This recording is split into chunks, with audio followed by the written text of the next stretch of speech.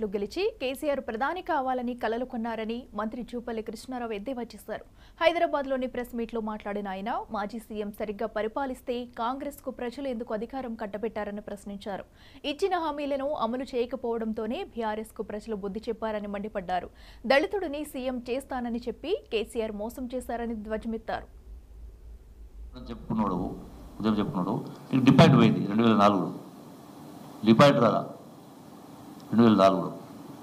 ఉద్యమం చేస్తే అసలు అంటే విలువలు లేవు, నిజాయితీ లేదు, ఒక మాట పైన నిలబడే తత్వం కాదు, మనస్తత్వం కాదు. మరి నువ్వు కేసీఆర్కు కుడిభుజం, అనుంగు అనుసరుడు, గొప్ప మేధావిని నీవు నీ బాసు, మరి అయినా మళ్ళీ ఎందుకు ఓడిపోయినావు 27 ఓట్లతోటి? ఒకసారి వెనక్కి తిరిగి చూసుకోవాలి కదా, ఒకరిని ఏలు పెట్టి చూపించే ముందు చూసుకుని కార్యక్రమం చేయాలి కదా. మరి మొన్న 20% 10% గురించి మాట్లాడుతున్నాం. మొన్న జరిగిన పార్లమెంట్ ఎలక్షన్స్లో డిపాజిట్ పోయింది చాలా నియోజకవర్గాల్లో బీఆర్ఎస్ పార్టీకి.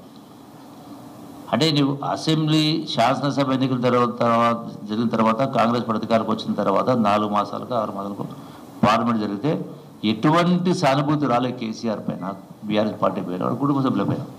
ఎందుకు అంటే అంత గొప్ప పరిపాలన చేసింది కాబట్టి. అంటే 4-5 మాసాల కాంగ్రెస్ పార్టీ పరిపాలన చూసిన తర్వాత మీకున్న సీట్లు కూడా పోయినాయి, డిపాజిట్ రాల. అటువంటిది మీ పార్టీ మీ ప్రభుత్వం గొప్పది ఎట్లయితుంది? ఏ లెక్క ప్రకారం రాజ్యాంగాన్ని అపహాసం చేసిన మాట్లాడాను. నేను గతంలో చెప్పిన మళ్ళీ చెప్తా ఉన్నా. అసలు రాజ్యాంగ స్ఫూర్తి కనుక కేసీఆర్ ఉండి ఉంటే ఎవరు తీసుకోవాలి? రాజ్యసభకు ఎవరు తీసుకోవాలా?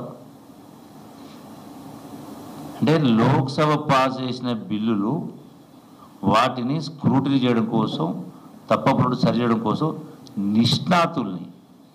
నిష్ణాతుల్ని రాజ్యసభకు ఎంపిక చేస్తారు. అంటే ప్రొఫెసర్స్ కావచ్చు, స్కాలర్స్, మేధావులు పెడతారు. మరి దేళ్ల మేధావు అని చెప్పని నీ అల్లుడు మేనలుడా జగన్పల్లి సంతోష్, అంటే రోజు పెగ్గులు పోసేటువంటి సంతోష్ను పార్లమెంటు రాజ్యసభకు పంపించినామంటే అంటే రాజ్యాంగ స్ఫూర్తి అదేనా? ఆ రోజు ధ్యాసకు రాలేదా కేసీఆర్కి, దినేందర్ రెడ్డికి, వీళ్ళందరికీ?